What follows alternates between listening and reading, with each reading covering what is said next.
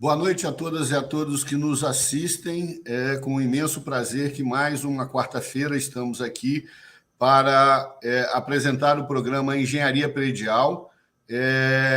Dessa vez nós temos algumas novidades importantes, nós vamos explicar para todos no decorrer do programa, e é com imensa satisfação e prazer que nós temos como convidados hoje o engenheiro Ralph Lobato, da empresa Legalize Consultores, e o Fábio Xavier, da empresa Recuperar.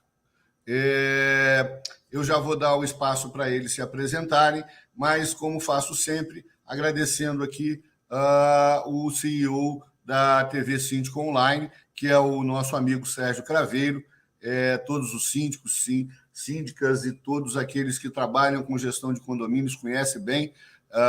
Nós tivemos agora a honra de estar palestrando lá em São Paulo, no 5º CONASE. Eram mais ou menos 1.500 síndicos de todo o país, né? A gente participou, inclusive, tive o prazer de conhecer um síndico que tem 170 condomínios. Eu, sinceramente, não acreditei. Precisei conhecê-lo pessoalmente, mas isso é verdade. Logo, logo, a gente vai estar trazendo ele aqui para estar apresentando a todos vocês. Bom, as demais informações a gente vai conversando no decorrer do programa. Queria pedir, então, ao Ralph que se apresentasse, desse as informações preliminares, para depois a gente passar a palavra ao Fábio e a gente começa a tratar aí do assunto, do tema de hoje, que é educação ambiental. Por favor, doutor Ralph. Doutor Maurício e doutor Fábio, é um privilégio estar aqui nesse canal, trabalhando com toda a nossa equipe. Eu quero agradecer o carinho e a atenção que a empresa Ceota, através do senhor, que é o nosso CEO, tem trabalhado em toda a Grande Vitória, feito serviços de qualidade, sempre engajado com os seus colaboradores. Isso nos dá muito orgulho. E quando se fala em crescimento sustentável, tem a figura do Dr. Fábio Xavier, que é o dono da Recuperar, que é uma empresa que, em parceria com a marca ambiental, tem feito grande trabalho que a população não vê, mas que nos bastidores a sociedade toda educativa, de faculdade, de empreendimentos, de ONG, de todas as classes empresariais e da cadeia produtiva, agradece o trabalho da Recuperar. Fala um pouquinho da sua empresa e do seu trabalho, Ralph, que é importante que todos tenham esse conhecimento. Você é engenheiro civil, você formou comigo, eu né? sou advogado, engenheiro civil e ambiental, é isso? E sou fundador do grupo aqui no Brasil, da United Evolution das Nações Unidas. E, enfim, dentro de Washington, D.C., eu trabalhei na área na recuperação de águas residuárias, onde tem coliforme total e fecal. Nós trabalhamos aí com um filtro invertido, como fiz na Chocolate Garoto, quando Helmut Meerfraud passou para Zurita, e então a taxa de ocupação da Chocolate Garoto, se você passar de helicóptero, você vai perceber que ela tem mais área construída, a gente chama isso de volumetria de obra, do que terreno físico. E precisava fazer, porque a Secretaria de Meio Ambiente da Prefeitura de Vila Velha exigiu que fosse feito um tratamento das águas residuárias. Por quê? Quando era feito o batom, aquele chocolate batom, o que acontecia? Você olhava na caixa de passagem, as águas todas marrom. Se eu fizesse amendoim com chocolate branco, as águas residuárias ficavam mais claras, derivando isso aí para águas pluviais, o que é um crime ambiental. Então, a minha empresa Legalize Ambiental foi contratada para poder fazer a gestão desse impacto, quando então nós fizemos um filtro de baixo para cima, com fluxo e o refluxo. Então, ela subia por camadas de filtro e descia, então, a água renovada, de tal sorte, não potável, mas já em condições de descarte nas vias pluviais. Enfim, esse é o nosso trabalho que nós desenvolvemos ao longo aí de alguns anos. sempre buscando a qualidade de vida, porque esse é o engajamento com a sociedade civil organizada. É gestar acerca da sua qualidade de vida e dos seus filhos, para que no amanhã você tenha condições de proporcionar ao ecossistema condições favoráveis para o crescimento sustentável. Ok. Fábio, por favor, se apresente, fale da sua empresa para a gente poder realmente iniciar o nosso bate-papo aqui. Ok, Maurício. Boa noite a todos. Boa noite, Dr. Ralph.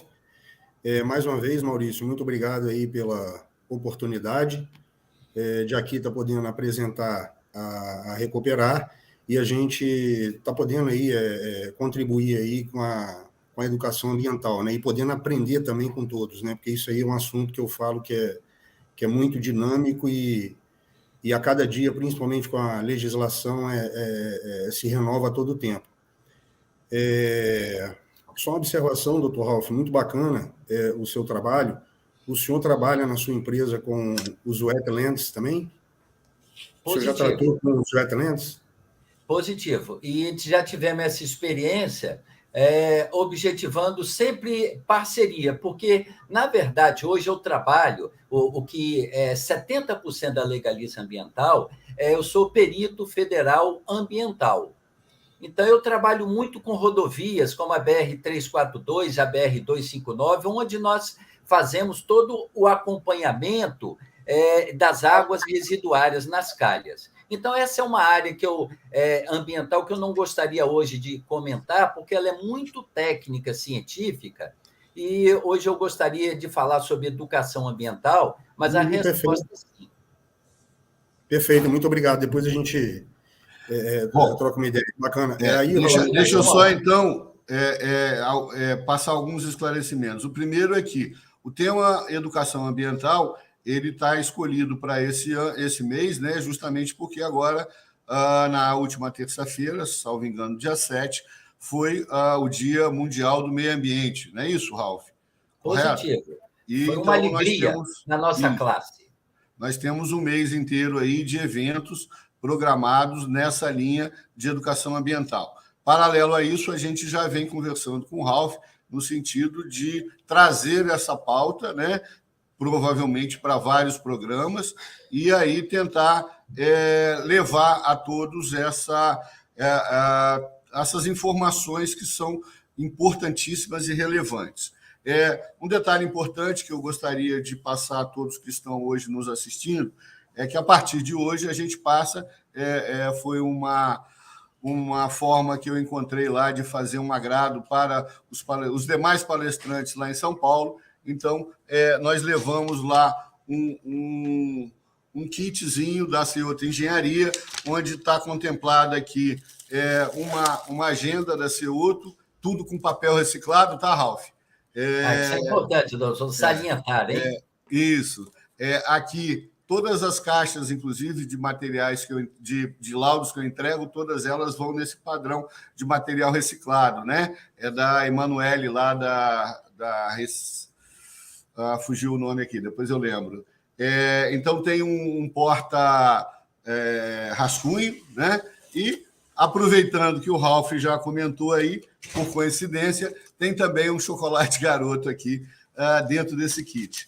E aí a gente vai sortear esse kit para todo mundo que fizer um print aí da tela, né, ou do telefone, ou registrar o nosso evento e mandar lá no Instagram esse material, essa informação, e aí a gente faz o sorteio e encaminha, seja em qualquer lugar do país, né? É importante, eu acabei esquecendo de comentar com o Ralph, o Fábio já está acostumado conosco aqui, o TV Síndico Online, ele é divulgado para todo o país, e aí a gente tem uma audiência muito boa em vários estados, né? Então, quem quiser o kit da Ceoto, é só fazer um print aí, manda no Instagram para nós podermos fazer um sorteio ao final do programa, depois a gente encaminha aí, seja para onde for.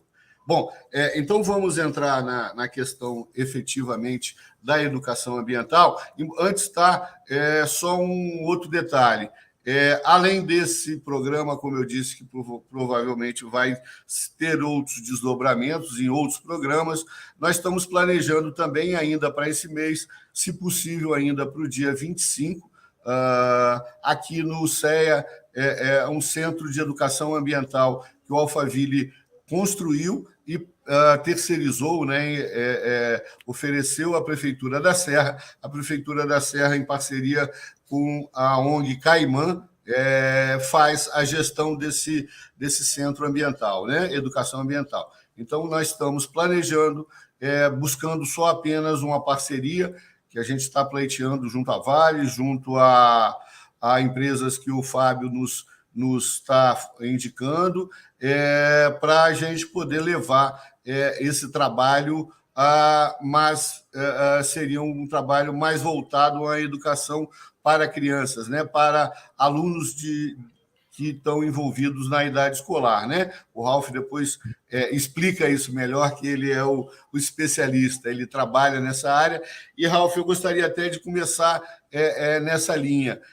Você comentou comigo que você faz palestras em escolas, né, levando aos alunos, que, por consequência, levam aos seus pais essa parte da educação ambiental. Então, seria importante, eu acho, a gente iniciar com essa conversa. Doutor Maurício, muito bem falado aí, e eu quero depois ouvir do Fábio Xavier, porque o Fábio Xavier, na cadeia produtiva, ele fica no final, que é onde está a parte grossa do que gera efetivamente o reciclado, reciclável, para poder trazer na cadeia produtiva e, por consequência, reinserir na nossa matriz, na linha de produção, fazendo o que haja, por consequência, a ecoeficiência e a autossustentabilidade. É, para mim, uma honra estar perto aqui do doutor Fábio Xavier e perto do senhor, doutor Maurício, que trabalha em todas as patologias de construção civil, mas eu estou muito feliz de estar falando sobre meio ambiente. Vamos falar de crianças. Nós estamos agora no ano de 2023, onde, desde o protocolo de Kyoto, assinado no Japão, onde o Brasil é signatário, ou seja, ele assinou concordando, pactuando, que até o ano de 2030 nós teremos um tratamento de até 40%, vou repetir, 40% dos resíduos sólidos tratados, ou seja, através do Fábio Xavier e todas aquelas empresas que trabalham nesse ecossistema, objetivando a recuperação para inserção na cadeia. Isso, consequentemente, é um ativo de valor que não é adimensional, tendo em vista de que ele faz aquilo que nós estudamos nas cadeiras da faculdade, na nossa grade curricular. Hoje, o Fábio Xavier, capixaba que faz aquilo que nós precisamos. E agora eu vou abordar um pouco que as crianças, quando você chega numa escola ou leva para um parque estadual municipal de Aricanga, em Aracruz, onde eu levo, um parque lindo, onde a Suzano ela custeia. Por que ela custeia? Nós vamos estudar daqui a pouco, aqui ao longo da aula, que nós estamos falando e presenciando dessa live, do que vem a ser a criança participativa no ecossistema. Quando a gente aborda fauna, flora e micro-organismos, eu estou falando com a criança, porque nós temos que entender que, quando eu vejo o Fábio desenvolvendo aquele trabalho lá no final da cadeia, que é o lixo, que é a coleta seletiva de lixo, eu não posso chegar nesse grau de intensidade.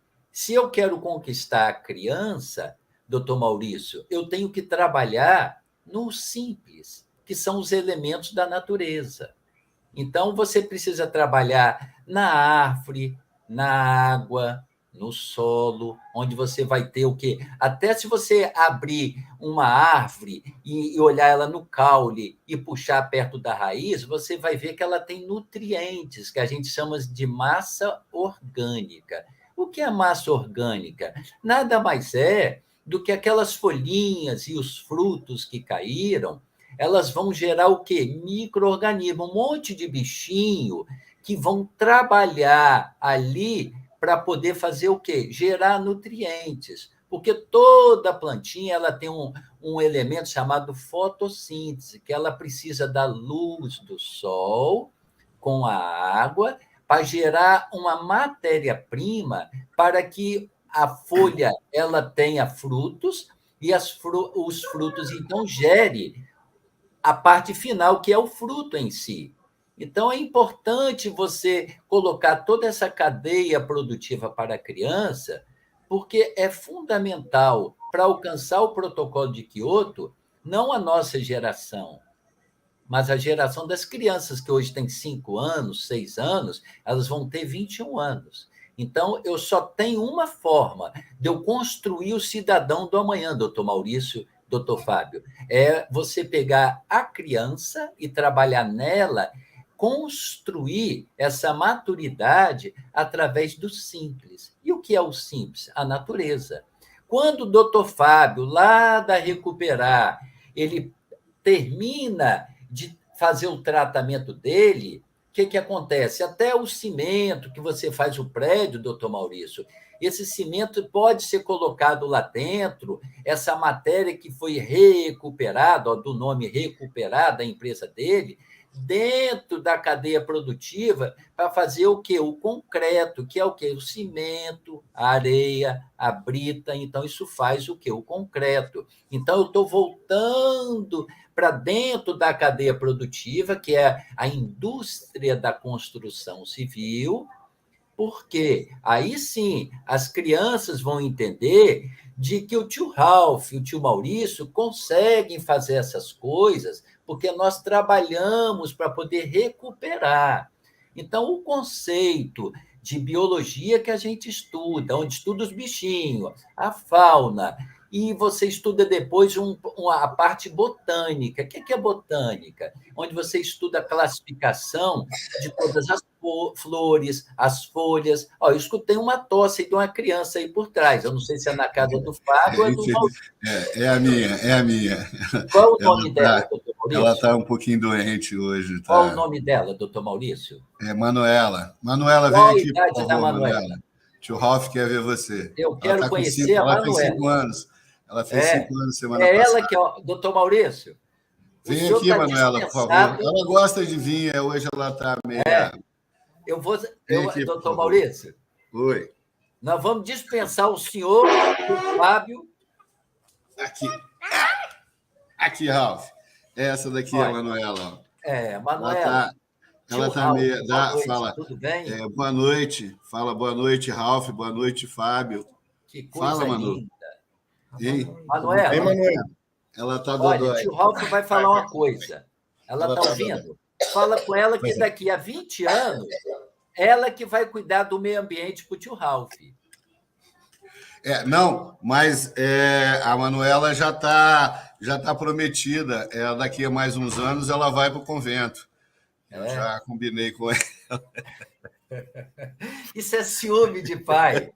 Olha, mas já que você abordou o tema convento, por que o convento ele tem uma flora robusta? Quando a gente passa na Terceira Ponte, que liga Vila Velha até Vitória, aonde você tem o Morro do Moreno, e de outro lado você tem o 38º Batalhão, onde você tem um convento, você observa ali uma mata ciliar. O que é a mata ciliar? Ela é aquela que está sendo restaurada, mas o remanescente, o que é isso? O restinho que sobrou da Mata Atlântica compõe um ecossistema. O que é um ecossistema? É onde você consegue ter em equilíbrio a fauna, a flora e micro-organismo. Por que eu estou puxando esses conceitos bem simples, doutor Maurício? Porque aquilo que o senhor estudou na faculdade, junto com o doutor Fábio, é simples, mas eu não estou querendo falar com o Maurício e o Fábio. Esse vídeo ele vai subir depois para o YouTube, e daqui a 1 ano, 3 anos, 5 anos, 10 anos, A Manuela, ela vai ver esse trabalho que o papai Maurício fez junto com o tio Ralph, e isso é muito sério, e ela vai ter noção da magnitude, isto é, da grandeza com que eu estou falando aqui agora, com um coleguinha dela que pode estar ouvindo, ou o pai que vai passar esse YouTube, depois vai passar esse material, e é importante. Eu tenho muito orgulho da Ceoto, Engenharia Capixaba, que administra aí a parte estrutural de tantas edificações, de condomínios horizontais e verticais. Isso, para mim, é uma honra, doutor Maurício. Eu estudei com o senhor há alguns anos atrás, fizemos o curso de engenharia, depois eu segui outras áreas, e eu tive a alegria de ver que o senhor tinha aptidões poderosas na área da construção civil vertical. E eu não podia nunca imaginar que o Fábio Xavier poderia enveredar transversalmente a nós dois. Ele entrou lá na ponta, que é exatamente a recuperação. Porque não adianta eu falar de ecossistema, de fontes renováveis, de ecoeficiência, o nome eco, ecologia, eficiência. É eu trabalhar melhor os materiais de uma obra, de tal sorte que impacte o mínimo possível a natureza. Esse crescimento orgânico, ele precisa gerar o quê? Um engajamento com a sociedade. E não adianta eu falar hoje para adultos se eu não construir essa força com as crianças. Então, esse trabalho, doutor Maurício, que o senhor trabalha na área da construção civil e na área de manutenção de condomínios, o papo hoje aqui é para os filhos dos seus clientes. Isso é muito importante, porque eles vão apaixonar não é comigo nem com o senhor, é com o Fábio Xavier quando ele falar. Porque é lindo o trabalho que o tio Fábio faz. Seguindo nessa linha, eu queria que o Fábio explicasse. Ele tem vários tipos de materiais, né, onde há a recuperação, a reciclagem e tudo mais, mas tem um detalhe importante que a gente tem, inclusive, tentado viabilizar exatamente para trazer aqui para dentro de Alphaville, porque nós temos uma área verde imensa, né? É a questão da compostagem, né, Fábio? Explica para a gente, aqueles que estão nos assistindo, como é que é feito esse trabalho com a questão do lixo úmido, né? O que é lixo úmido, hein, doutor Fábio? O que é lixo úmido? Me ensina. Lixo úmido é o que a gente chama de resto de alimento de uma forma geral. Ou ele pré-cozimento, que a gente fala que são os FLVs, que são as frutas, legumes e verduras, né? Conhecido que a gente, na nomenclatura que a gente diz é essa, FLV, e o pós-cozimento, que é todo o material que passou pelo cozimento, aí são restos realmente de alimentação. Esse, de uma maneira geral, é o lixo úmido, que a gente recicla também. Assim como a parcela do Fábio, resíduo... Só para poder ficar claro, na reciclagem mais atual, você só separa o úmido do seco, não é isso? Não tem mais aquela situação que existia antes de você ficar separando tipos de materiais, não é isso? Então, vamos lá, Maurício, o que acontece? Vamos falar, a gente falando dos resíduos sólidos urbanos, que são os RSUs, esses que a gente gera lá na ponta, nas nossas residências, hoje a gente não tem, dentro do estado do Espírito Santo, em nenhum dos 78 municípios nossos, nenhuma prefeitura que encaminhe o seu resíduo orgânico que é reciclável para compostagem. Então, a grande maioria do resíduo, da maior parcela dos municípios, infelizmente ainda são, como tem a sua destinação final, como uma disposição em aterro. Porque na nomenclatura do resíduo tem isso, né? A gente tem várias destinações para o resíduo e uma delas também é a disposição final em aterro. Então, o que acontece, Maurício? Em algumas prefeituras existe o sistema de coleta seletiva, que as prefeituras fazem. Mas ainda assim, de forma muito assim, ainda muito aquém do que nós produzimos de resíduo, que são os recicláveis secos, né? Então, respondendo aí a pergunta do Dr. Ralph, tem os úmidos, Dr. Ralph, que de uma maneira geral são os alimentos, os restos de alimento, são os recicláveis secos, que são normalmente as embalagens destes alimentos, e depois a gente tem uma terceira parcela, que a gente chama de rejeito, que é aquele resíduo que, de fato, ele não tem uma viabilidade econômica para estar retornando na cadeia, né? Aqui no estado, por exemplo, rejeito é descartável, absorventes e fraldas, né? Em São Paulo, por exemplo, já se recicla esse tipo de resíduo, para vocês terem uma ideia.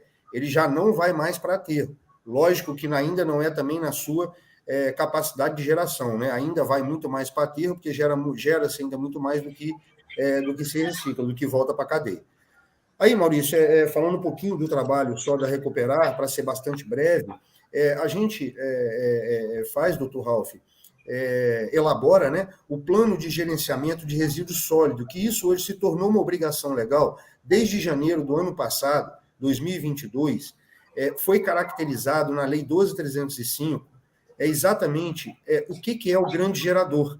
E o grande gerador é todo CNPJ que produz acima de 100 litros, acima de 200 litros por dia em volume. 200 litros é uma bombona daquela de plástico que a gente tem.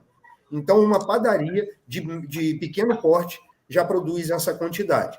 Bom, então eu sou gerador, o que eu tenho que fazer? E aí, na legislação, primeiro categorizou, né, o que era, né? Definiu o que é de fato o grande gerador, que é isso, todo CNPJ que gera acima de 200 litros em volume por dia de resíduo. E aí, esse CNPJ tem que ter uma coisa que é chamado de PGRS, que nada mais é o Plano de Gerenciamento de Resíduos Sólidos. A nossa empresa teve orgulho de prestar o serviço há pouco tempo do PGRS da Rodossol, da concessão, de todos os 71 quilômetros. E aí, neste trabalho da elaboração do PGRS da Rodossol, a gente teve assim, o contato, né?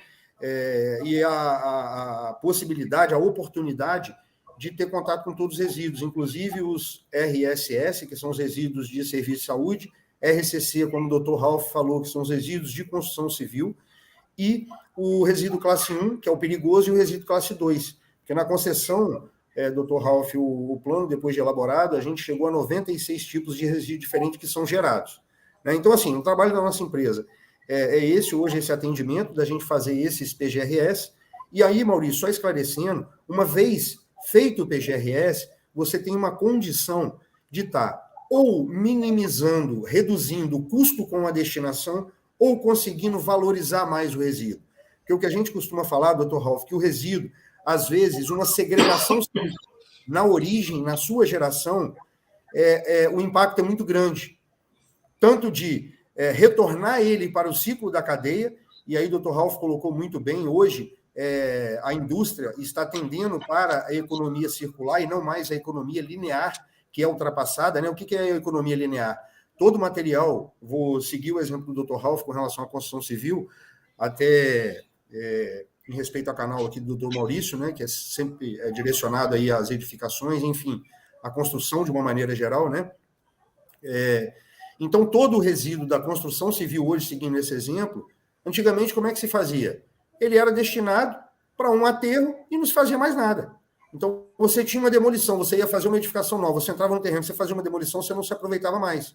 Hoje, esse resíduo, ele volta para a cadeia, ele é britado, ele vai para um britador, para uma usina que a gente chama. Por exemplo, um poste, quando ele é destinado para essa usina, faz a separação do aço para o concreto, e esse concreto passa por um britador, que nada mais é do que um britador de uma pedreira comum, classifica e faz a separação em peneiras, e esse material ele é reutilizado e reinserido na cadeia, para vias vicinais de prefeitura que você pode fazer. Hoje, inclusive, com a qualidade dos britadores e qualidade cada vez mais com isso que eu falei, que é na origem da segregação do material, você tem uma qualidade melhor desse material, né? Chegando na usina, chegando no britador, você tem condição de reinserir, Maurício, inclusive esse material reciclado hoje em concreto.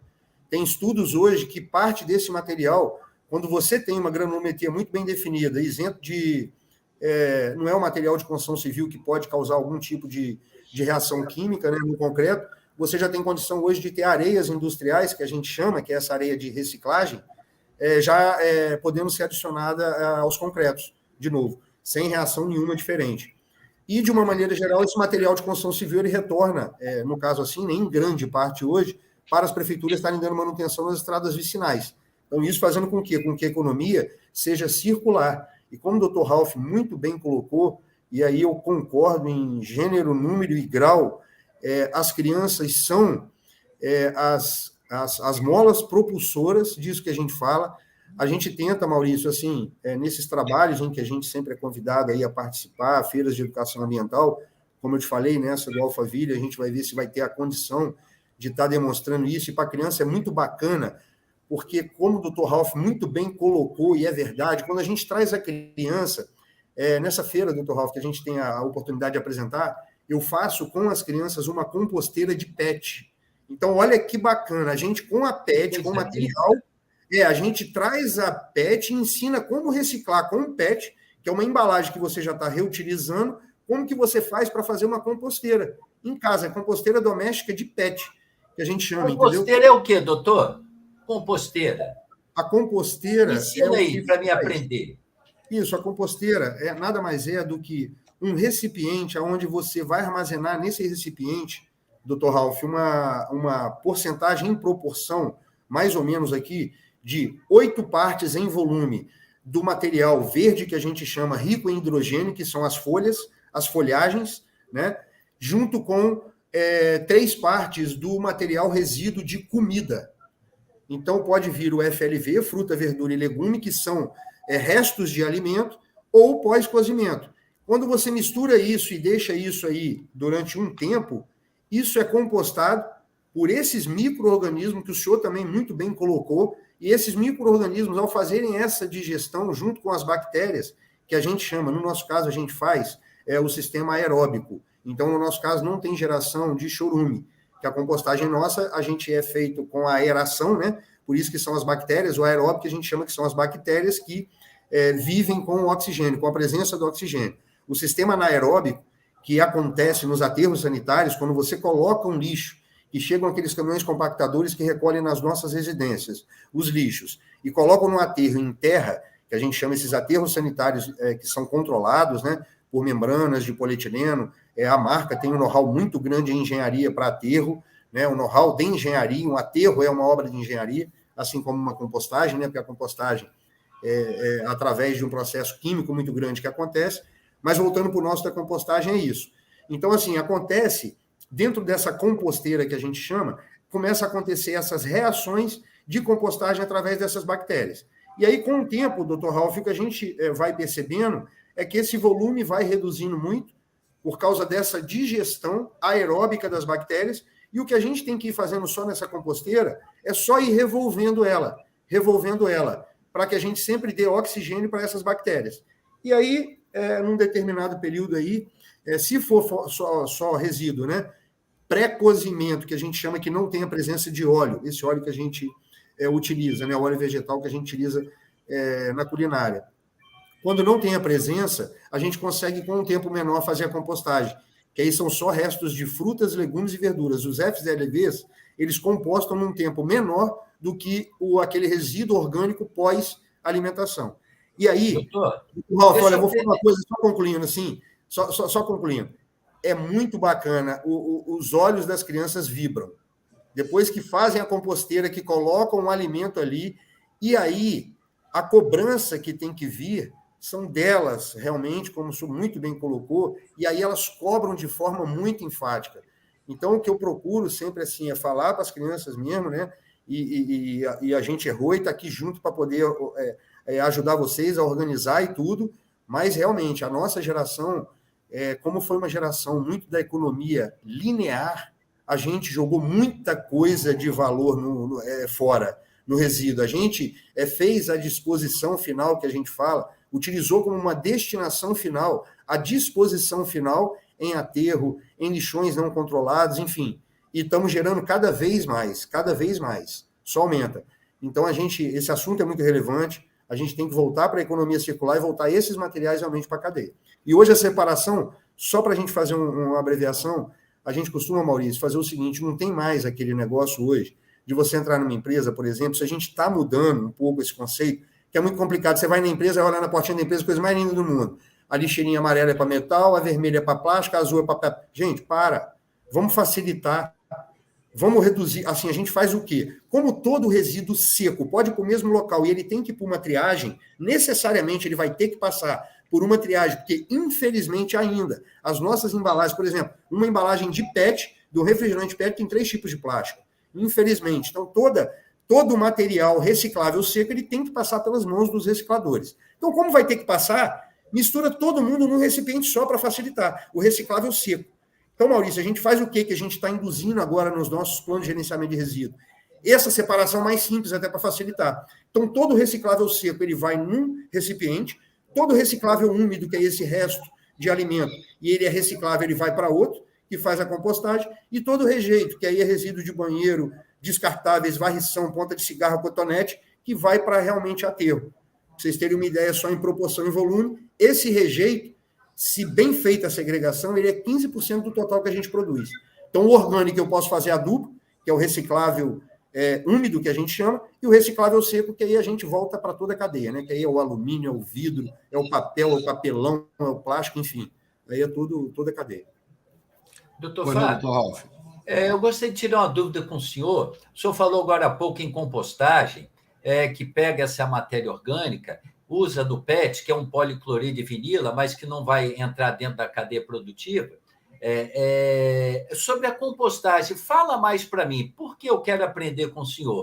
Exemplo, eu vi que o doutor Maurício mora dentro de um condomínio horizontal, ou seja, não são prédios, são casinhas que estão dentro de uma área grande, de 522 mil metros, 965, esse lá onde o doutor Maurício mora, porque eu fiz, na época, o referenciamento. Eu queria aprender com o senhor o seguinte, muito importante, todas as famílias que moram no condomínio horizontal lá do doutor Maurício, essa compostagem é o quê? Esse material. Eu posso, por exemplo, fazer uma horta orgânica lá dentro do condomínio? Me ensina para eu aprender sobre compostagem, o que ela é, para que ela serve, e se eu posso fazer com que as crianças tenham acesso a essa ecoeficiência para elas poderem gerar um conceito da natureza de forma reciclada.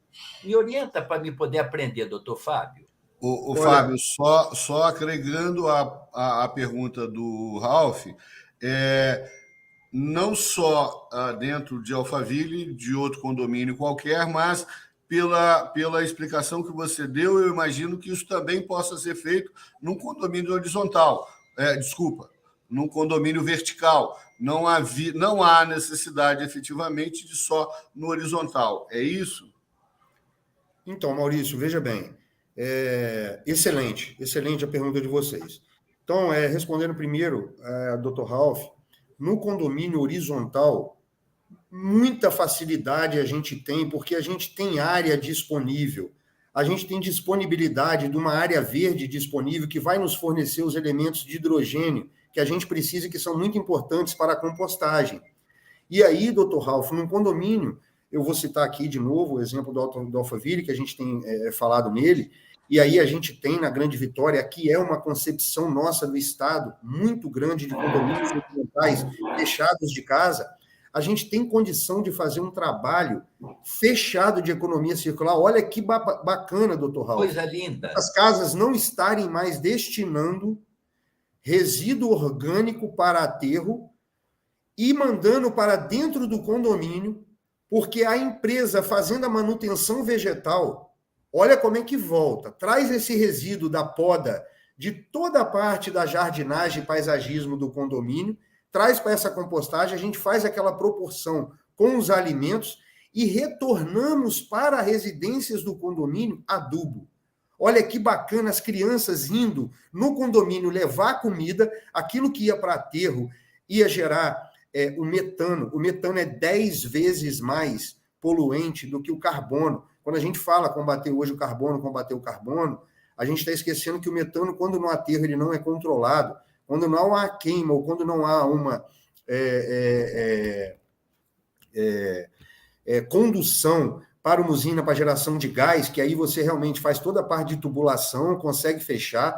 A marca aí é um exemplo muito bacana, como o senhor citou, e aí é um exemplo, inclusive, nacional, como um parque de ecoindústrias. Hoje o estado também do Espírito Santo, para os senhores terem uma ideia, é referência a nível nacional. No Brasil, a gente não chega a 5% de reciclagem, no estado a gente chega a quase 10% de reciclagem de seco, e a marca tem uma grande contribuição nisso aí por causa do parque de ecoindústrias que está lá dentro, e ela, a marca, é especialista, inclusive, na geração de gás metano. O da marca, por exemplo, o aterro não emite para a atmosfera, mas o metano que é gerado pela nossa comida aterrada e que vai formar a compostagem anaeróbica, que são com as bactérias que fazem com a ausência do oxigênio, e aí automaticamente vai se gerar o chorume e gera o gás metano também. Então, olha que importância nos condomínios, em que é muito grande esse conceito aqui no Espírito Santo. A gente tem diversos. A gente tem o Boulevard Lagoa na Serra, que é gigantesco, e a gente pode estar levando esse trabalho, inclusive isso. E assim, no nosso grupo, né, de empresas, no hall de empresas, a gente pode estar levando todo esse trabalho fechado de paisagismo, e como eu falei, Dr. Ralf, hoje tendo a possibilidade de uma economia, inclusive, para o condomínio com relação à destinação. Porque não adianta a gente se iludir, eu sempre falo com o Maurício, hoje ainda não chegou para os condomínios a cobrança que vai ser do condomínio, porque, Dr. Ralf, é muito simples. A gente, dentro da nossa casa, não gera o que eu falei, de 200 litros por dia em volume de resíduo. Mas se a gente pensar a gente dentro de um condomínio vertical, a gente gera. Então, o CNPJ condomínio é um grande gerador de resíduo. E que nós somos responsáveis por essa geração. Então, gente, dentro de muito pouco tempo, isso vai se chegar. Imagina o custo para a Prefeitura de Serra andar todo aquele quilômetro para ir lá num condomínio como o Alphaville, transportar, gente, me desculpe, água. Porque o lixo úmido, que é o que mais pesa, 80% da composição dele é água. Em fruta, legume e verdura é água, e no material nosso de pós-cozimento é água. Então a gente paga e paga caro para transportar água. Sendo que isso podia estar nos condomínios horizontais, principalmente, e aí eu volto a falar neles, vou responder a sua pergunta com relação aos verticais, Maurício, porque nos horizontais existe uma coisa de área que a gente tem e um retorno desse adubo. Só aproveitando a oportunidade, esse trabalho que a Prefeitura está fazendo hoje de graça, ele, por lei, já deveria estar sendo cobrado, correto? Correto, por a gente aqui definir o que é grande gerador, tá? O condomínio, ele é um grande gerador. Quando ele é concebido no seu CNPJ como gerador de resíduo, ele é um grande gerador. A Prefeitura ainda faz dos RSUs, mas hoje, praticamente, salvo engano, a Serra que vai entrar esse ano é a única que não entrou ainda, não passando mais nos grandes geradores. Então, Vila Velha, Vitória, Cariacica, as prefeituras não passam mais, por exemplo, em nenhum estacionamento de supermercado, nenhum, recolhendo resíduos de supermercado. Isso é uma obrigação hoje de todos os supermercados e todos os outros grandes geradores, né? Hortifrutis, enfim, todos os outros. Respondendo, Maurício, só o seguinte, o vertical dá para fazer sim, mas não é muito adequado, porque não que no horizontal não seja, mas eu estou falando assim, que você tem uma concepção de área maior para fazer, e aí, no vertical, o que acontece? Você consegue fazer, até porque existe uma limitação um pouco maior de área, para você estar guardando o recipiente o local, né, onde que é feita a coleta de resíduo, ele é muito limitado. Tá? Então, assim, Maurício, no vertical, não é muito indicado pela questão técnica da compostagem. A compostagem é isso, né, aeróbica. Você tem que fazer o controle dela de temperatura sempre e umidade, verificação de água, para que não se transforme, que é muito tênue a linha para você transformar uma compostagem aeróbica para uma anaeróbica. Então, tem que ter esse controle técnico, entendeu? Então, num resíduo, num condomínio residencial, horizontal, excelente ideia. Excelente ideia. A gente já tinha que estar fazendo para essa economia, para o próprio condomínio. No vertical, um pouco mais difícil, mas no vertical, o que a gente faz é horizontal, sempre a campanha para fazer bem a separação do reciclável seco. Doutor Fábio, nós estamos sendo acompanhados agora, ouvido, por muitos síndicos de prédio ou que vão nos ver ao longo dos meses, né? Nós estamos em junho de 2023. Eu gostaria que o senhor falasse aos síndicos, especificamente, e às administradoras, acerca desse condomínio vertical, desse grau de dificuldade, o que o senhor pode agregar de informação no conceito de gestão ambiental aos síndicos e também às administradoras. O que o senhor, com o seu olhar técnico-científico, vislumbra ao entrar num condomínio vertical, onde o senhor vê 4 torres e é um grande gerador? O que o senhor aconselha, o que o senhor vê hoje, no ano de 2023, que o senhor poderia ajustar de tal sorte que os síndicos, que são os gestores desses condomínios, e são, para mim, fundamentais no que tange ao engajamento, como o senhor falou, da Grande Vitória, que é Vitória, Vila Velha, Cariacica, Serra Viana, que eles possam ter um olhar mais aguçado no que tange à gestão do lixo em condomínios verticais, ou seja, edificações. Como é que o senhor vê essa baixa taxa de aproveitamento e o que o senhor pode nos orientar no que tange aos síndicos e às administradoras de condomínio?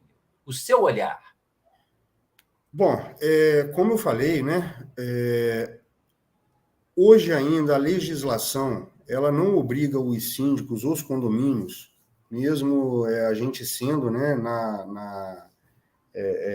na geração considerado como grande gerador de resíduo, ainda as prefeituras passam e fazem essa coleta. Alguns municípios têm bairros e ruas definidas que fazem também as coletas seletivas. Essa coleta seletiva, doutor Ralf, eu falo assim, né? Hoje existe assim, os síndicos, lógico, aqueles que já têm essa iniciativa, por educação ambiental, por conceito, por consciência, por princípio, por entendimento que é importante, e aí já faz e procuram as prefeituras.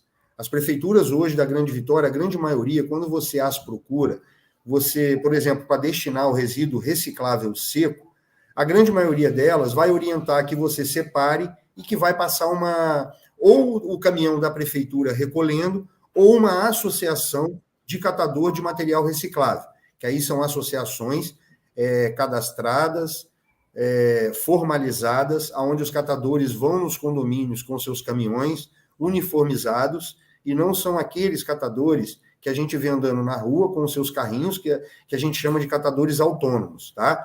Quando eu falo para os síndicos, orientando através da educação, essa destinação, quando é através da prefeitura, são de 2 formas. Ou vão através dos caminhões da prefeitura, ou através dessas associações de catadores, onde, como eu falei, todos vão num padrão de empresa, tá? Uma outra forma que a gente costuma, assim, falar é aquela de, assim, né? Essa do catador é você sensibilizar o síndico pelo amor. E a outra forma é se o síndico quiser fazer uma campanha e aí também... Excelente. Educar pelo amor, mas aí é amor ao cifrão, o nosso resíduo vale muito valor, doutor Ralf. Então, a gente tem alumínios em condomínios verticais gerado todos os dias, alumínio gerado direto. Então, é um resíduo que só ele se separado ali, o condomínio pode estar fazendo uma verba, por exemplo, para estar dando uma cesta para os colaboradores, pode estar envolvendo as crianças nessa campanha, pode estar fazendo com que as crianças administrem esse dinheiro para elas também estarem, olha, com resíduo, olha que bacana, já tem uma educação financeira de estar administrando isso aí para, de repente, dar manutenção no próprio parquinho do condomínio, com aquele resíduo que estava indo para o lixo. Então, como eu falei, doutor Ralf, o resíduo é assim, se a gente mistura ele todo, ele perde o seu valor. Quando eu misturo e misturei todo mundo, eu misturei comida, misturei pilha, misturei tudo, eu tenho que mandar para uma cela de aterro protegida, porque senão eu vou fazer pior para o meio ambiente, se eu deixar em qualquer outro lugar. E, às vezes, ele, com uma pequena segregação na origem, a gente consegue valorizar ele muito. Entendeu? Então, assim, hoje o que eu posso falar para os síndicos, por eles não serem cobrados pela lei, porque não são, e aí eu sei que é difícil esse trabalho, existem essas 2 maneiras, né, que eu acho que, assim, são formas de sensibilizar os moradores, e através também das crianças dos condomínios, pode estar trazendo as crianças para essas campanhas, né, para estarem administrando. E é muito legal, porque, assim, levar as crianças para ir numa associação de catador, ver o que é feito com a sua pet, e ver que aquela pet ali está virando e está sustentando várias famílias, entendeu? Então, assim, eu hoje o que eu posso orientar para os síndicos que não são obrigados é dessa forma, né? Infelizmente, o orgânico que a gente fala que é a parcela úmida reciclável do nosso resíduo, ele ainda hoje é misturado com todo o rejeito mesmo. E não tem jeito, doutor Ralf. Então, é só nas prefeituras onde passa fazendo a parcela reciclável que a gente vai separar. E a separação em casa hoje, ela é dessa forma, que a prefeitura hoje nos exige, né? E a gente, se já conseguisse fazer isso muito bem, estava muito bom, mas a parcela seca nossa ainda está muito aquém do que a gente gera. Para o que a gente tem capacidade de geração de emprego e renda, é absurdo. Para o senhor ter uma ideia, eu vou dar um exemplo simples. O senhor é de qual município, o senhor? Vila Velha, Espírito Santo. Vila Velha é da onde eu sou. Vila Velha, hoje a gente tem aqui 501 mil habitantes, 500 mil habitantes. Nós vamos dormir, vai dar meia-noite daqui a pouco e a gente vai enterrar 500 toneladas de resíduo. Amanhã mais 500. Então, o que a gente gera de reciclável seco, doutor Ralf, e que a gente poderia estar gerando de emprego e renda nesse município, e a gente só tem uma associação de catador funcionando aqui com 13 associados, e poderia estar com 25.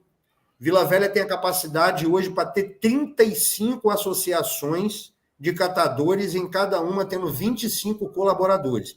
Isso só para a gente processar o resíduo que tem valor.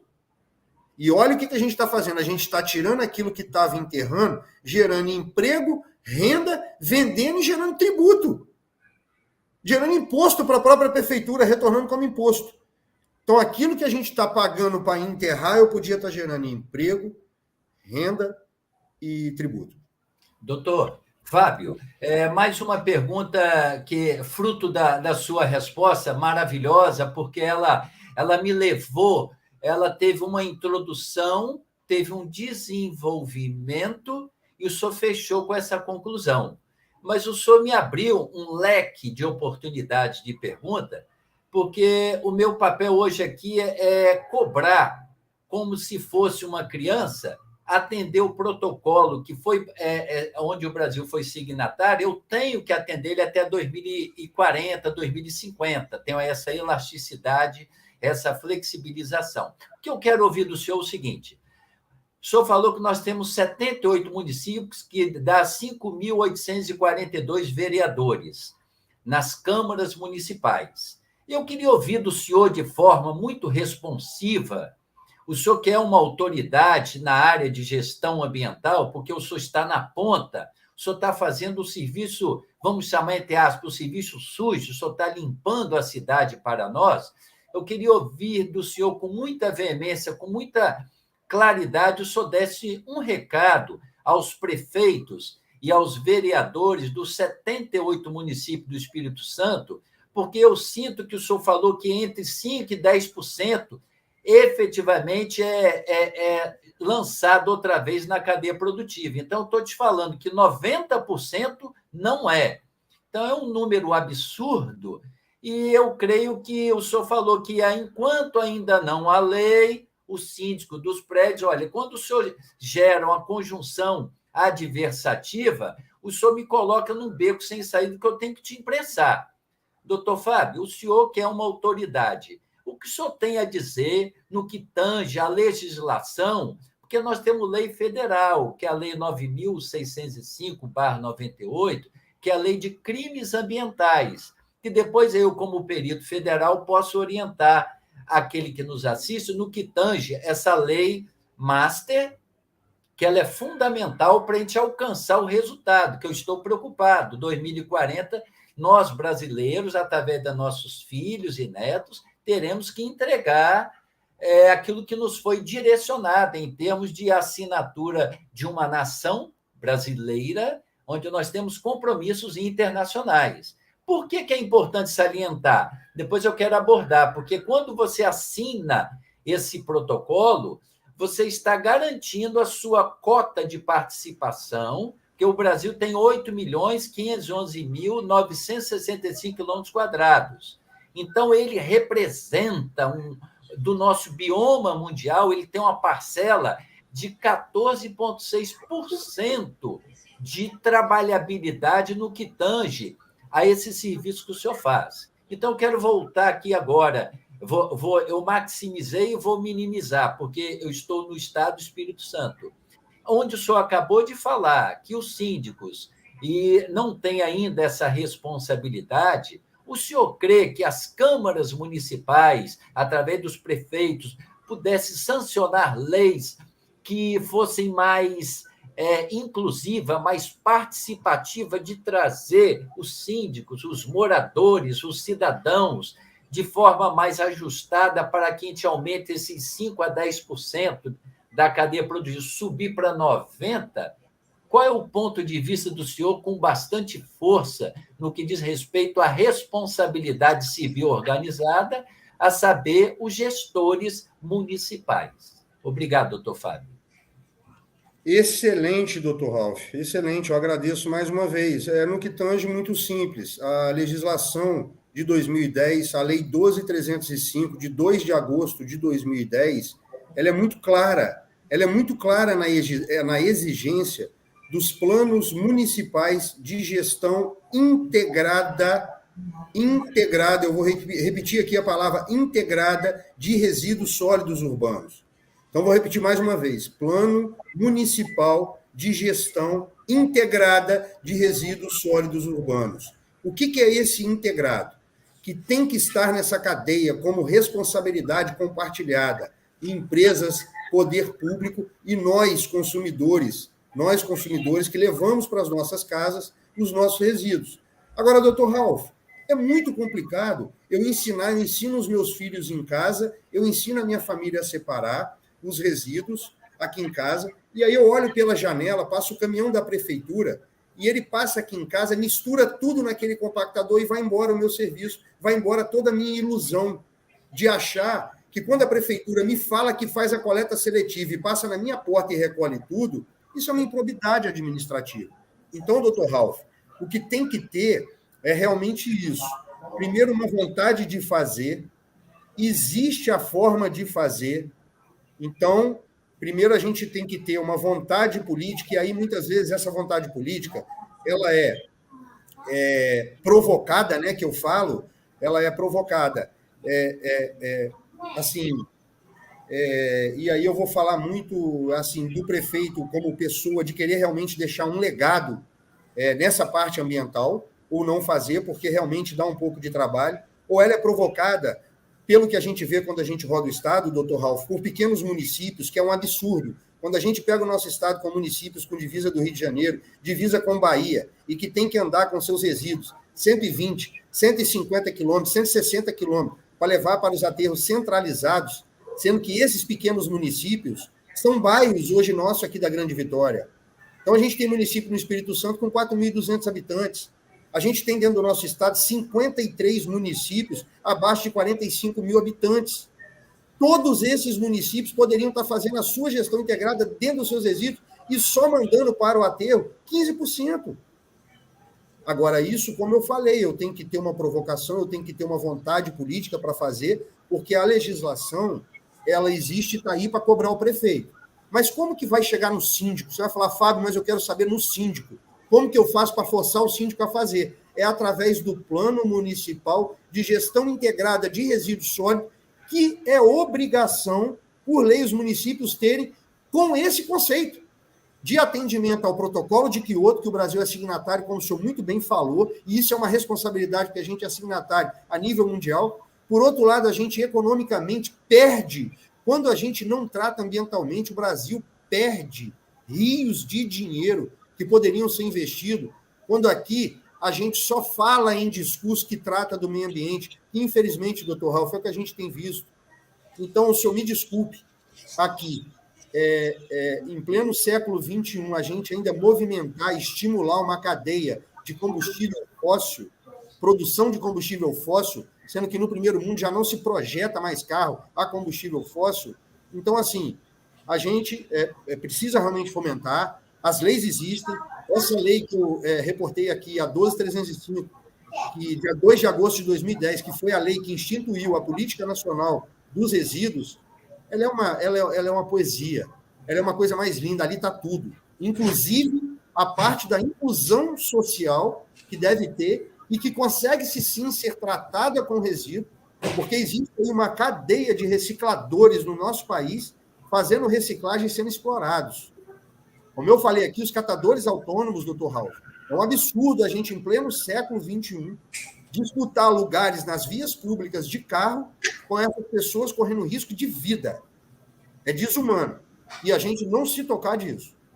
Então, existem as leis, mas realmente precisa ter uma grande vontade política de se fazer, tanto das câmaras legislativas quanto dos executivos, dos prefeitos. Ô, Fábio, deixa eu só entender aqui. O Ralf lida diretamente com a Justiça Federal e, obviamente, com todo esse arcabouço aí. Com relação a essa lei de crimes ambientais, os prefeitos e gestores municipais não poderiam estar sendo enquadrados nessa lei de crimes ambientais por não estar efetivamente praticando aquilo que determina a legislação? Pior, Maurício, pior disso tudo, cometem improbidade administrativa quando falam e fazem a propaganda de que estão fazendo coleta seletiva. É isso que eu falei, porque se um determinado prefeito, por exemplo, da minha cidade, fala que faz coleta seletiva aqui, eu separo o meu resíduo, e eu sigo o caminhão e ele bate esse caminhão lá no aterro, isso é improbidade administrativa. Entendido. Isso é improbidade administrativa. Então, não só isso, muitos ainda fazem isso e que tem esse problema. Divulgam por divulgar, fazem divulgações, mas não tem aqui por trás a retaguarda, Maurício, que é aquilo que eu canso de te falar, e aí a gente é da área de engenharia, eu sou engenheiro civil também, não adianta, a gente vai sempre ser racional, a gente vai voltar para o número. Então, não adianta. É aquele negócio, Maurício, a geração é muito grande. Do resíduo reciclável seco, eu, gestor público, prefeito, só consigo fazer com eficiência, se eu tiver condição de coletar e triar. Senão vai tudo para aterro. Nós vamos continuar enterrando. Okay. E aí, Ralf, de novo eu pergunto, seria um crime ambiental? Isso pode ser arguído junto ao Ministério Público? Perfeito. O que a lei de crimes ambientais de 98, 98 foi ontem de tardinha, é pouco. Ela trabalha no aspecto civil e no aspecto criminal. Como assim? Para que o síndico que está nos assistindo, as administradoras, você que é morador, vamos falar de forma simplificada para que você alcance a plenitude sem linguagem técnica científica. Eu vou baixar a frequência para poder ficar audível em todos os patamares de entendimento. Que às vezes você é contador, às vezes você trabalha na indústria, no comércio, você é um representante comercial, você não tem noção jurídica do que nós vamos abordar. Mas vamos falar de forma bem simples para que esse vídeo ele seja projetado aí ao longo dos anos e haja um entendimento pleno, sem usar a linguagem do direito. É uma lei que ela tem um aspecto civil, ou seja, social, onde está incluído esse nome que o senhor usou aí, chamado improbidade administrativa. O que é esse nome improbidade? É quando um agente público, ou seja, um servidor público, o prefeito é um servidor público? Naturalmente. Ninguém mais do que o prefeito é um gestor público. E toda a sua estrutura orgânica. Como assim? Quando você vê uma prefeitura, você entra no site da prefeitura, você vê lá o prefeito, aí você desce uma casinha, você vai ver lá todo o secretariado dele, como assim? De obras, desenvolvimento urbano, de meio ambiente, de administração. Então, quando você observa toda essa grade que contempla uma prefeitura, com certeza a lei de crime ambiental, o senhor falou em improbidade. O que é improbidade? Eu estou no cargo, mas eu não fiz. Eu estou ocupando uma posição em que eu fui eleito porque um secretário ele foi eleito pelo prefeito, que foi eleito pelo sufrágio universal, que é o voto. Então, quando ele é constituído uma autoridade, A lei de crimes ambientais, ela se adequa perfeitamente.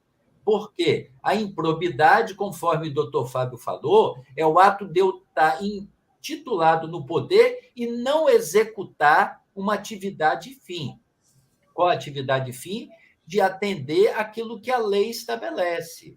O senhor acabou de dizer, doutor Fábio, que nós temos prazo para que esse projeto, que hoje já é lei, ele aconteça dentro de uma gestão administrativa. Então, a resposta de doutor Maurício, da Ceoto Engenharia, é a seguinte, a resposta clara: sim, há improbidade administrativa e a lei de crimes ambientais, se os catadores de papéis, as empresas, todos CNPJ, ONGs, empresas como a Recuperar, quiser criar uma ação civil pública, como é que funciona isso na justiça? Para qualquer cidadão que está nos assistindo, entenda. Se qualquer cidadão fizer ali no Ministério Público, só você ir no prédio do Ministério Público e fazer lá um termo em que você não concorda com o que está acontecendo, que nós só temos até 10% de tudo aquilo que é produzido sendo recuperado. Então, você faz isso aí, até um prédio com seus moradores pode fazer, preparar esse documento e protocolizar junto ao Ministério Público. O Ministério Público tem um dever, Ministério Público, ele defende o cidadão. Para isso existe um promotor de justiça, esse é o papel dele. Então, ele vai pegar esse documento, analisar o fulcro legal, ou seja, se é justo, se é honesto, se é compatível com as leis, e se achar de então, ele oferece essa denúncia pública, ele, que é um promotor público, endereça ao meritíssimo juízo, que vai analisar e, se achar conveniente, no seu ponto de vista, porque ele é o juízo, ele, então, abre uma ação civil pública, onde vai se apurar esse nome que o senhor falou aí, chamado improbidade administrativa. Fui empossado, estou na função, mas eu não fiz. Essa inépcia, ela vai ser, então, colocada dentro do fulcro legal, ou seja, dentro do corpo. O promotor vai colocar que a Lei 9.605/98, que lida dos aspectos cíveis e ambientais, que depois eu vou clarear sobre esse tema, vai, então, colocar para o juízo, e ele, então, acata e vai chamar a lide, ou seja, vai chamar para dentro do processo o requerente e o requerido. Não podemos chamar ainda de o autor e réu, porque eu não gosto dessa terminologia, porque só se torna réu quando você atinge a terceira instância. Ninguém melhor do que o Brasil para conhecer os descalabros, ou seja, as ignomínias, tudo aquilo de ruim que aconteceu, né, aí ao longo desse processo que todos nós sabemos. Então, o que acontece? Vão as partes serem chamadas e, então, ao longo do processo, os advogados, que no caso de um prefeito, existe lá dentro daquela grade que eu falei, o Ministério Público Municipal, que são advogados, é um corpo jurídico que vai defender o senhor prefeito, junto com o município, daquelas acusações. Um processo desse, doutor Maurício Ceoto, respondendo ao senhor de forma clara e evidente, demanda, às vezes, 10, 15, 20 anos e sai arrastado pelo tempo, porque existe esse anacronismo, ou seja, essa intempestividade, dessa longanimidade, como se fosse uma borrachinha de amarrar dinheiro, que se elastiza ao longo do tempo, gerando a sensação em mim, cidadão, e todos aqueles que estão nos ouvindo, de impunidade. Então, esse é o fato real que acontece, porque uma coisa é o que diz o direito, conforme o doutor Fábio falou muito bem. Uma coisa é o que está escrito, outra coisa é o que é o factual, ou seja, o que é fato.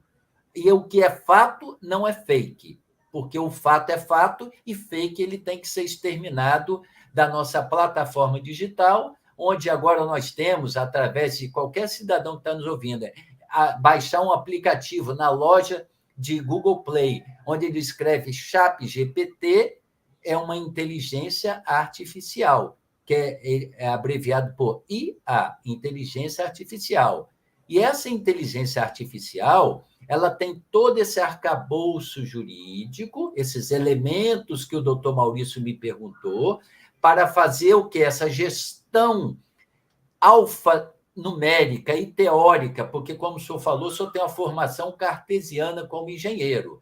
Mas eu que lido com perícias e tramito entre a engenharia civil e a engenharia ambiental, eu tenho essas três partes, eu chego à conclusão que o que falta é um entendimento para que seja pacificado no Supremo uma lei que tenha eficácia e que haja, então, jurisprudência em nosso favor. O que é jurisprudência? Jurisprudência quer dizer, em todo o Brasil, o que já foi julgado em favor da economia autossustentável e ecoeficiente, para que essas decisões de juízes elas sejam, então, pelo Supremo, colocadas como sendo balizadores. O gol, para me fazer o gol, eu tenho as duas traves, que são 7 metros e 32 centímetros. Para que a bola entre, ou seja, para que a lei se faça valer e aconteça, então, sim, eu tenho um réu, para que ele responda civil e criminalmente, eu preciso que a bola entre dentro dessa dimensão. E quem é essa bola? É a jurisprudência. Então, quando nós tivermos jurisprudência adequada, então, o meu advogado, que eu entrei com essa ação ali no Ministério Público, denunciei, o Ministério Público, através do promotor, entrou, apresentou o juízo, que é o meritíssimo juízo, abre esse processo, então, sim, esse arrasto, que, na verdade, a força de atrito ela é contra nós mesmos, que é a perda de energia, né? A gente aprende engenharia, para você que é um comerciante, para você que é uma síndica ou um síndico, de que toda energia contrária ao movimento ela é um gasto de energia, que se converte no capitalismo em dinheiro. Eu fiquei assustado quando o doutor Fábio Xavier, que está na ponta, eu volto a insistir, ele é da Recuperar, o próprio nome, já é, o substantivo, ele já se torna um verbo. Parece uma metáfora, mas é uma realidade. E é onde eu percebo o quê? Ele falou que, às vezes, no sudoeste da Bahia, vem, às vezes, 170 quilômetros o caminhão, a viatura de lixo, para poder bater num aterro credenciado. Então, toda essa inconsistência que, querendo ou não, a gente trabalha de janeiro a junho para pagar tributos, e só de junho até dezembro você tem outro segundo semestre para você ter qualidade de vida, cuidar dos seus filhos, e você ter o custeio da sua máquina, do seu lar, da sua família, onde você tem próprio condomínio do seu apartamento onde você mora, é fundamental de que aconteça essa legislação ela se tornar patente aos olhos e que nós, então, doutor Maurício, fechando a pergunta do senhor, tenhamos a improbidade administrativa efetiva, que o prefeito seja punido, junto com seu secretariado e todos os colaboradores do município, para que haja, então, de algo muito impactante e nós tenhamos tempo de ter assumido um protocolo em que, na verdade, o protocolo explicar para você, cidadão, de forma bem simples. Quando o Brasil vai na Suíça, em Genebra, e assina um termo de responsabilidade, naquele momento ali, o Banco Mundial e o Banco Interamericano de Desenvolvimento, que fomenta, ou seja, que empresta dinheiro para que o Brasil tenha condições, às vezes, de honrar próprio compromisso internacional para manter a nossa moeda estável, que é o real, se aquele compromisso não for firmado até 2030, 2040 e 2050, que são metas a cumprir, até como o senhor falou, o carro agora que está híbrido, como assim, Ralph? Ele usa parte de energia elétrica e parte de energia de combustível, nós precisamos ir avançando ao longo do tempo. Então, à medida em que nós assinamos um termo, nós temos que honrar, porque senão a verba que eles têm de confiabilidade em emprestar ao Brasil, ao Tesouro Nacional, esse dinheiro não vai vir. Em Genebra foi discutido, tem aí no YouTube, os senhores podem alcançar, o que foi assinado. Pode baixar e imprimir na sua impressora todo o protocolo, ou seja, o que é protocolo? É um termo de compromisso, é um contrato de compra e venda, onde eu compro credibilidade e eu vendo resultados. Então, a vida ela é bipartite. Então, as nações têm confiabilidade no Brasil à medida que o Brasil é responsivo. Então, doutor Maurício, fechando, é fundamental de que nós tenhamos uma lei forte, impactante e com resolução, para que nós tenhamos o quê? Um Brasil ecoeficiente, autossustentável, e nós tenhamos lá na ponta o Fábio Xavier educando os filhos dele, todos os seus educadores dos colégios que estão nos ouvindo agora, as professoras, os médicos, que de forma direta ou indireta contribuem para o sucesso da nossa sociedade. E eu quero manifestar de que é fundamental essas discussões para me que dá uma parte. O resultado. Só um minutinho. É que o Fábio ele já tinha me informado, ele tem um compromisso e ele precisa se ausentar, tá bom? A gente pode continuar, não tem problema. Eu só queria, antes que o Fábio saísse, primeiro agradecer, dar o espaço para ele agradecer também, mas deixar claro que isso me chamou a atenção sobre a possibilidade da gente tomar alguma providência. Eu concordo até e conheço bem essa situação jurídica de se levar anos discutindo, mas, por outro lado, a gente sabe que se em algum momento não se iniciar, nós não vamos ter alguma resposta, né? Então, depois, com mais calma, eu vou conversar com o Fábio, conversar com o Ralf, sobre a possibilidade da gente estar efetivamente tomando alguma medida junto ao Ministério Público para fazer com que ele faça com que os prefeitos cumpram a legislação. E aí, só assim a gente... eu estou, diante de tudo que foi colocado aqui, eu estou imaginando que a gente vai conseguir ter uma resposta, dar uma resposta à sociedade. Fábio, por favor, fica à vontade. Maurício, como eu te falei aqui, rapaz, te mandei a mensagem agora aí, doutor Ralf, infelizmente tenho que deixar aqui, porque eu já tinha um compromisso, ficaria aqui dias aqui a gente falando desse assunto, porque eu amo.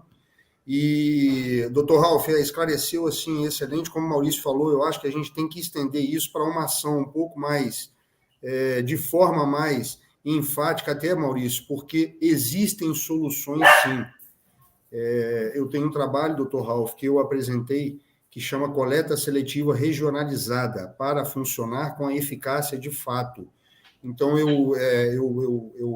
eu fiz alguma participação, passei algumas etapas no mestrado profissional, gostaria de fazer a apresentação desse trabalho para o senhor numa outra oportunidade. E aí, Maurício, como o senhor falou também, eu acho que a gente tem sim que juntar aí as nossas inteligências. São anos que não funciona e tem como funcionar sem aumento de custo para o erário. Porque muitas vezes, doutor Ralf, o que a gente tem de contrapartida justificando é um aumento de custo ao erário para se fazer de forma correta. E aí bate num ponto muito delicado, porque aonde se vai buscar esse recurso? E aí vem uma outra coisa, mas não.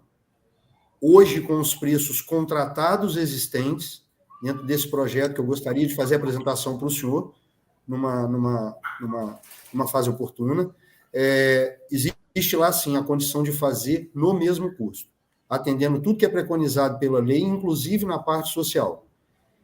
Volto a repetir, infelizmente, vou ter que me retirar. Maurício, mais uma vez, muito obrigado pela oportunidade. Doutor Ralf, muito prazer. E a vocês aí que participaram e estão nos ouvindo, muito obrigado pela participação. E no que eu puder contribuir, Maurício, conte comigo sempre. Muito obrigado, boa noite. Boa noite. Doutor Fábio, eu estou muito honrado em receber o senhor nesse canal e agradecer ao doutor Maurício Ceotto por esse trabalho maravilhoso que ele vem desenvolvendo. O doutor Maurício, com a Ceotto Engenharia, muito guerreiro, desde sempre, tem 35 anos que a empresa vem batalhando na construção civil, e o senhor lá na outra ponta, e eu como perito estadual e federal, engenheiro civil e ambiental. Eu não tenho a carteira da OAB, mas trabalho como perito por ter especialidade, notoriedade ao longo de 30 anos. Enfim, eu quero deixar bem claro, doutor Maurício, que nós não abordamos nem 5% do conteúdo programático. Eu tenho certeza que o doutor Fábio Xavier está saindo para o compromisso, mas com o coração pesado, porque eu senti que ele tem no DNA toda essa cadeia produtiva de meio ambiente, ele foi chamado para isso, e esse é o propósito que Deus elegeu ele, e eu tenho certeza, doutor Fábio, que o senhor pode nos ajudar muito aqui no Espírito Santo e no Brasil, com as suas ideias, com as suas ações, com as suas atividades, e eu desejo aí uma noite abençoada para o senhor, para os seus filhos, para toda a sua geração, porque o senhor pode muito, o senhor pode nos ajudar. Muito obrigado. Eu que agradeço. Obrigado, muito obrigado. Obrigado, Boa Fábio. noite. Tá joia, Maurício. Um abraço. Ô, Ralf, só dando sequência aqui, como eu imaginei, a gente tinha um trabalho de vários e vários programas, né? Então, a ideia é que quando a gente começa a estender muito esse programa, acaba ficando um pouco cansativo até para quem está vendo. Então, a minha sugestão é que a gente volte numa nova etapa, em várias outras etapas que a gente pode ter. Agora, antes de encerrar, eu gostaria de... na verdade, precisaríamos do Fábio aqui também, porque tem o trabalho dele lá que gera uma certificação, e eu gostaria que você falasse também, que eu sei que você é especialista nisso, na questão da certificação, quando você cumpre as suas metas ambientais, e na possibilidade de negociação de crédito de carbono, que há um tempo atrás se falou muito nisso, e efetivamente hoje a gente não ouve mais.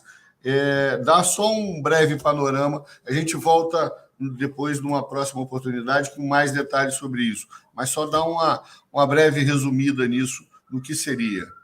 Doutor Maurício, isso aí da nossa grade curricular de engenharia ambiental é muito abordado, e essa pergunta do senhor, ela demanda um novo programa. Nós estamos agora com 1h e 22 minutos para poder responder. Mas eu vou passar um ligeiro arranhão na superfície dessa temática. Ligeiro arranhão na superfície dessa temática, que o senhor pode até inserir para uma próxima vídeo, para que nós possamos falar. Isso é muito inteligente, é muito interessante para você, cidadão, para você, síndica, para você que é um lojista, para você que é um comerciante, para você que é um servidor, você entender como que funcionam os bastidores do meio ambiente, porque é isso que vai fazer você alcançar os seus filhos e ter um entendimento, mas para que você possa ter amor ao meio ambiente, e esse amor seu tenha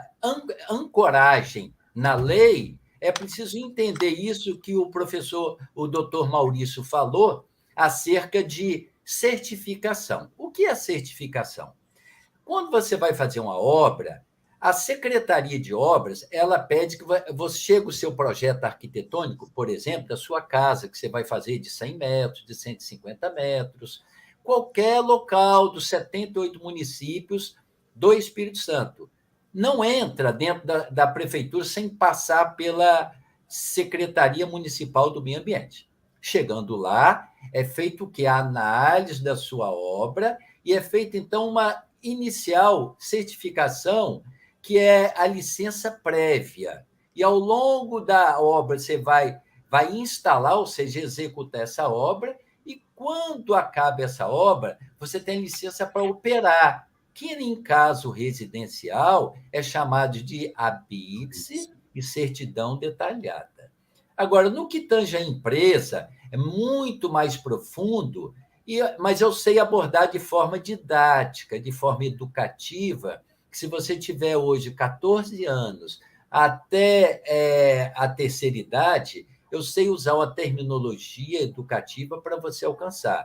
Mas isso o doutor Maurício deve nos convidar para outro momento, para que a Sim. gente possa, então, elucidar, ou seja, informar melhor a você síndica, a você síndico, as administradoras, porque as administradoras, com certeza, sabem dessa pergunta tão profunda que o doutor Maurício fez, porque toda administradora ela passa por esse licenciamento e ela tem um negócio que depois nós vamos abordar, chama, eu estava economizando, mas vou falar, que chama-se atendimento a condicionantes ambientais. O que é isso? É o dever de casa, no caderno e na caneta, do que você tem que fazer durante a execução de uma obra e depois que ela termina, a construtora entrega as chaves na mão dos moradores, a administradora e as síndicas ou síndicos têm compromissos com o município e com o Estado, através do IEMA, que é o Instituto Estadual do Meio Ambiente,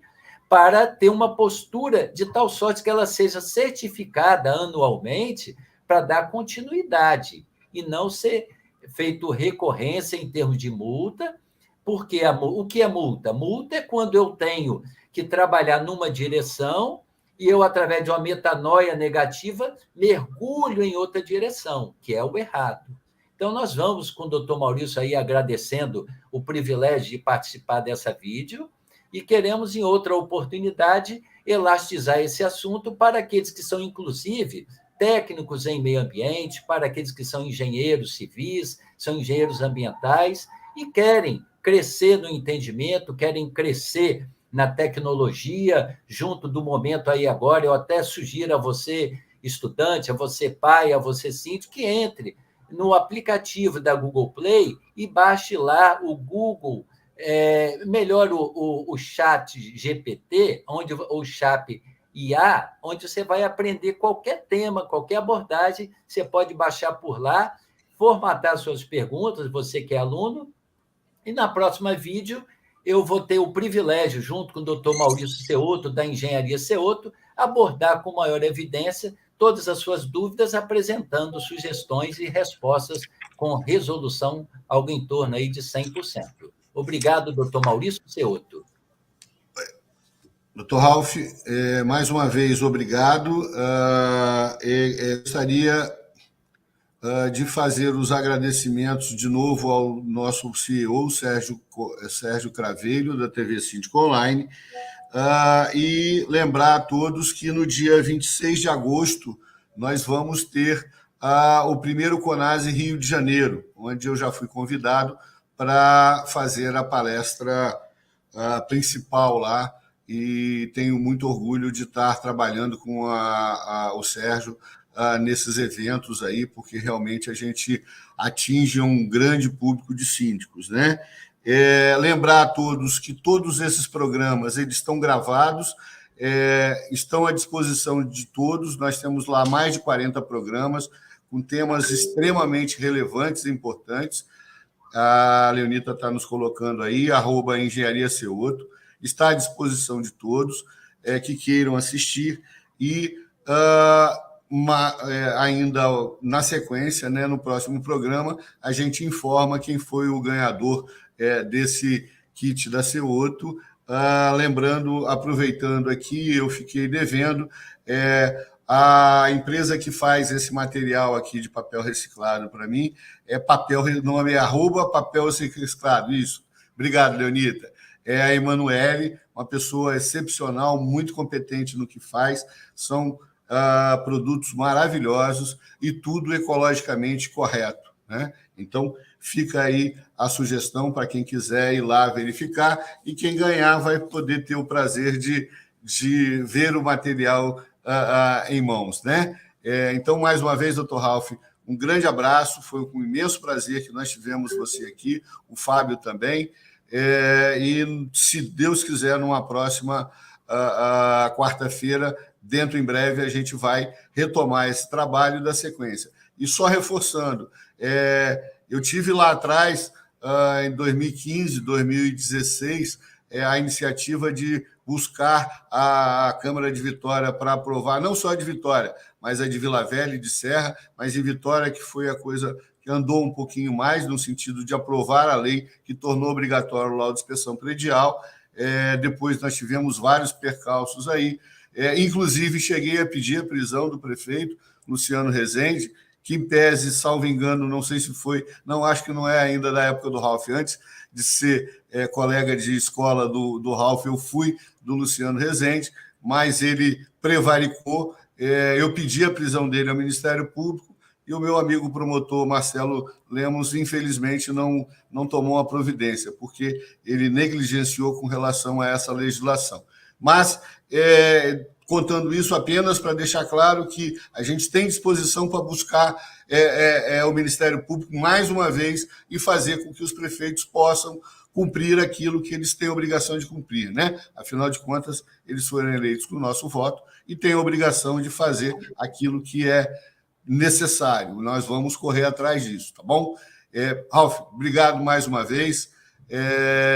Uma boa noite a todos. Dentro em breve, na próxima quarta, a gente está aí de volta.